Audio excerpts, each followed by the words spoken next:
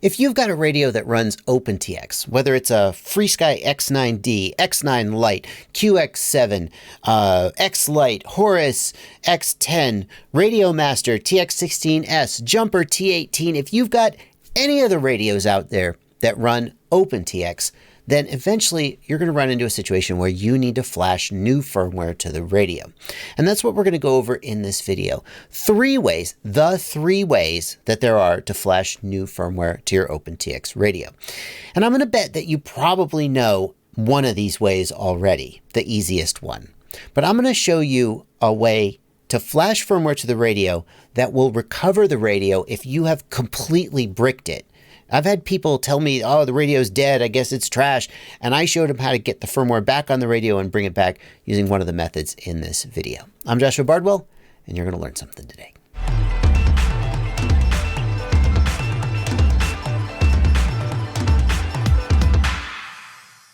Before we get into this video, I want to get one thing out of the way. I am using the Radio Master TX16S, and that is going to give some of you guys pause if you don't own that exact radio. Just like when you buy a Windows laptop, it doesn't matter who made the laptop. They all run Windows and they all work pretty much the same. The same thing is true for OpenTX radios. So no matter what radio you've got, the steps I'm about to show you are going to be pretty much the same. And the first way we're going to flash firmware to the radio doesn't even involve using a computer. We're going to put the firmware on the SD card of the radio and flash from the SD card. In order to do that, we're going to turn the radio on. We need to just get the firmware onto the SD card. And of course, you could take the SD card out of the bottom of the radio and put it into your computer. That's fine, but there's an easier way to do it. We're just going to plug in to USB. And when we do that, the radio is going to ask whether we want USB joystick or USB storage. We're going to pick USB storage. And after that, these two USB drives are going to pop up on the computer. Now this one with the firmware.bin and the firmware.txt, do not mess with that. That is your radio's firmware. If you mess with that, you'll break the radio, and then we'll have to do something else to get the firmware back. So we're just going to close that. And instead we want this one, USB drive with these folders in it. We're going to go into the firmware folder, and in here we can drag and drop the firmware that we're going to flash. Now, where did you get the firmware file that you're trying to flash? Let's not worry about that for now. Let's just assume you've got a firmware file that you're trying to flash, and you're going to put it here in this folder on your SD card. After that, I'm going to unplug USB. And I'm going to power off my radio. Then I'm going to boot the radio up in what's called bootloader mode. And the way to do that for almost all of these radios is to hold the two trim switches inward. I'm going to get it like this. Hold the two trim switches inward while you power the radio on. And you should get this screen, the OpenTX bootloader screen. The exception to this is if you have a FreeSky X Lite. The X Lite doesn't have trim switches. It has a D-pad. And of course, you can't press left and right on the D-pad at the same time. The way that you get into bootloader on an X Lite is you press downward, not down, inward, center. You press on the center of the D-pad while you turn the radio on. And it's a little bit tricky because if you accidentally click over to the left or to the right, then it won't go into bootloader mode. So it always takes me like 2 or 3 tries to get an X Lite into bootloader mode because it's tough to just click down, center, in without accidentally clicking some other direction. Anyway, now we're in bootloader mode. The next thing to do is to highlight Write Firmware and click Enter. Again, the Enter button is going to be a little different on all the radios. On mine, it's the jog wheel. You might have a separate Enter button. We're going to pick the firmware that we want to use. We're going to click Enter, and then we're going to long press Enter to flash the firmware to the radio. Now, if you go into that menu and you don't see the firmware, then either you didn't put it in that folder on the SD card, or the firmware may not have the correct name. It needs to end with .bin, .bin, I believe. And on some older radios, if the firmware has more than 8 characters in the file name, it won't show up. So on some older radios, you actually have to rename the file in Windows to something with 8 or fewer characters. But that's pretty old. You probably won't run into that. Writing completed. We'll hit return. We'll exit. the radio will reboot and our new firmware is there. Now that technique is great if you intend to flash back and forth between different firmwares, or if you just don't have easy access to a computer. If somebody else can get you the file that you need, then you can just flash it without ever touching a computer. I would advise you to resist the temptation to just have a bunch of firmwares on your SD card and flash back and forth between them. And why would you even do that? I don't know. But sometimes when you flash between firmwares, if there's a different version of the firmware, the radio, the models and settings in the radio will be incompatible. The radio will say bad radio data, and then it'll completely reset your radio back to factory defaults. So I hope, number one, I hope you backed up your models and settings before you did this. And number two, if you were like out in the field or something and you just like decided, hey, I want to flash my radio, well, there's a chance you would just wipe your radio, which you may not want to do. Nevertheless, that's probably the simplest and easiest way of flashing the radio, because it doesn't involve any drivers or any of that nonsense with your computer. You just put it on the SD card and you go.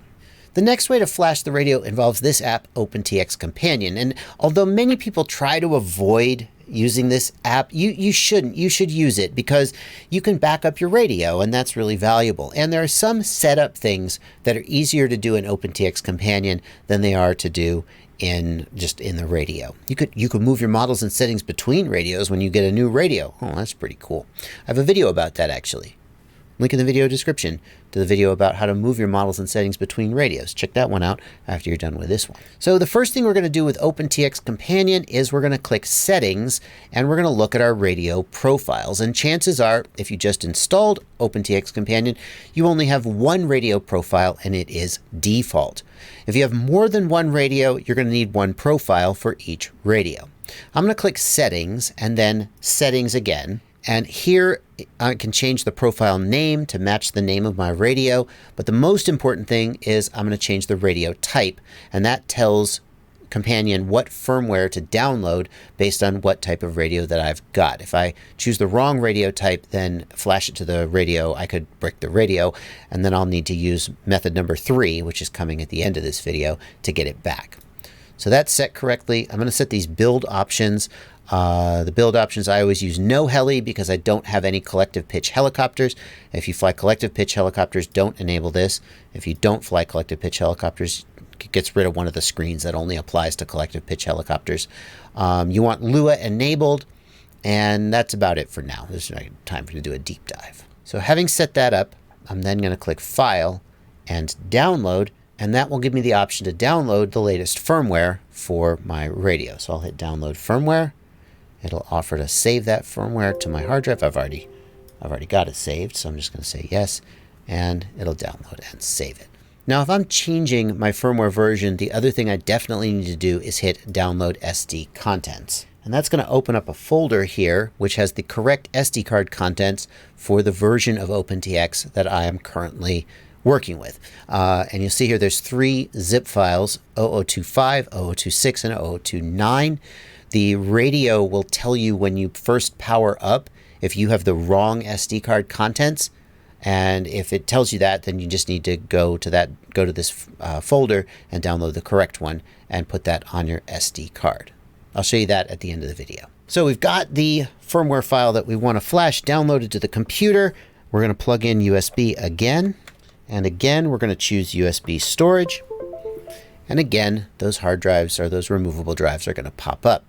We're just going to close those, but we do need them to be there. The next thing I'm going to do is I'm going to hit File. No, sorry. The next thing I'm going to do is I'm going to hit Read Write, Read Models and Settings from Radio. This is a backup of your models and settings. It's a good idea to do this anytime you just have a backup, but especially if you're flashing the radio, it's a good idea to have a backup. And we can hit File, Save As, and save that to somewhere on the hard drive. Having done that, having backed up the radio, then I'll hit Read Write, Write Firmware to Radio. I'll get this dialog box, which will show me the last firmware that I downloaded and offer to flash it. If I want to, I can hit Load and I can go find a different firmware that I want to flash for whatever reason. When I'm ready and I've got the right firmware loaded, I'm going to hit Write to TX. And that's it. The firmware is now updated. Now, what I just did is exactly the same thing that I did when I held the trim switches in and flashed from the SD card. I just did it via the PC instead of via the radio menu. But what if you can't get the radio to power up at all? What if it's just completely bricked? It turns out there's a way to flash the radio. It's similar to how you flash a flight controller. You know how when your flight controller, you can't connect to it, you can hold in the bootloader button and put the flight controller into DFU mode, and then you can flash it even if it's like completely bricked. Well, the radio also has a DFU mode. And here's how you get it. There's no bootloader button. The way it works is anytime you plug the radio in when it is powered down, it will go into bootloader mode. So you see, I plugged it in, but I didn't get any removable drives or anything like that. I just got the notification that something was connected. At this point, if you haven't done this before, it's a good idea to download and run Impulse RC Driver Fixer, which is an app that fixes DFU drivers. Windows, sometimes the DFU drivers are messed up. If you don't have that already downloaded, there's a link in the video description. It's a good idea to just have that on your desktop somewhere, because you're going to not use it every day, but you're going to use it a fair amount. So go ahead and run Impulse RC Driver Fixer. I'll do that as well. And it will install the DFU driver and fix the driver. And when that finishes, we're going to do read write firmware to radio. Now this is the exact same dialog box that we saw before, but the last time we were flashing with the removable drives connected. Now we're going to flash in DFU mode, and you're going to see it's a little bit different. When flashing in DFU mode, we get this dialog box, but the basic process is the same. We're flashing the radio. The difference is that this will work even if the radio won't even power on. Another difference with flashing in DFU mode versus flashing from the SD card or via the removable drive is that flashing in DFU mode also updates the bootloader on the radio. That usually doesn't matter, because usually when you go to a new firmware version, you don't need a new bootloader version, but occasionally they'll add some new feature to the bootloader. So it's a good idea. It's a good idea to flash it in DFU mode every once in a while, just because it updates the bootloader. While that finishes up, let me address one thing that's going to affect some people. When you run Impulse RC Driver Fixer, sometimes it says too many DFU devices. If you have a flight controller and your radio plugged in at the same time, it won't know which driver to fix. So you need to have only one DFU device plugged into your computer at a time. The other thing is, sometimes you get that error message for just for no apparent reason.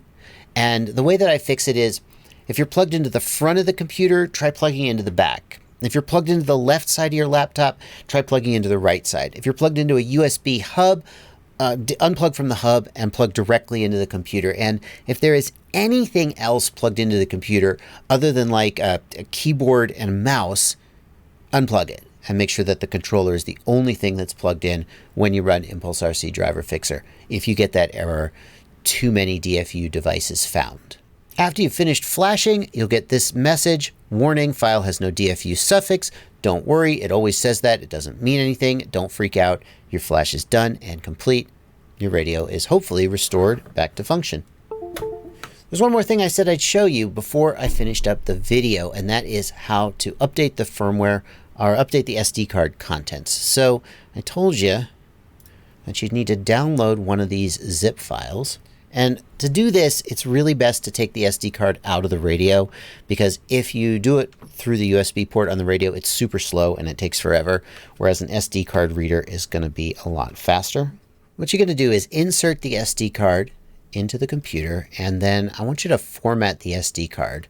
If you have any custom sound files, any custom graphics or anything like that, like model images, you're going to want to pull those off the SD card and save them for after you update.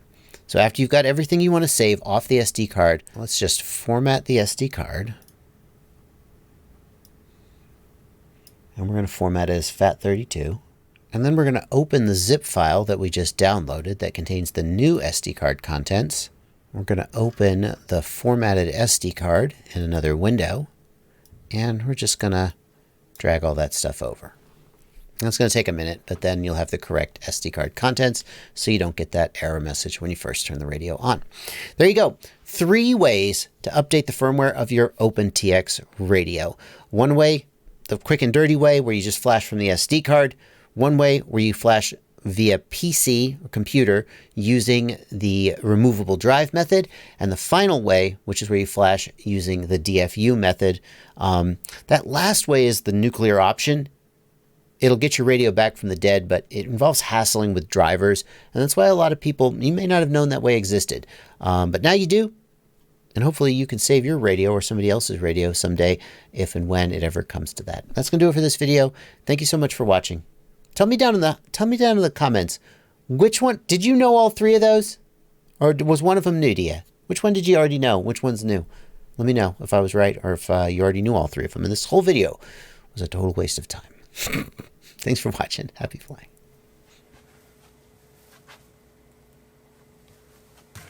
What are you still doing here? The video's over. Do you watch all the videos all the way to the end? Wow. You are a super fan. Thank you. That actually helps the channel a lot when you watch the videos all the way to the end. YouTube loves that. You know what else YouTube loves? When you subscribe. Or when you join my Patreon for as little as $2 a month or more if you feel like I've earned. Actually, YouTube doesn't like you to join my Patreon. They don't get a cut of that.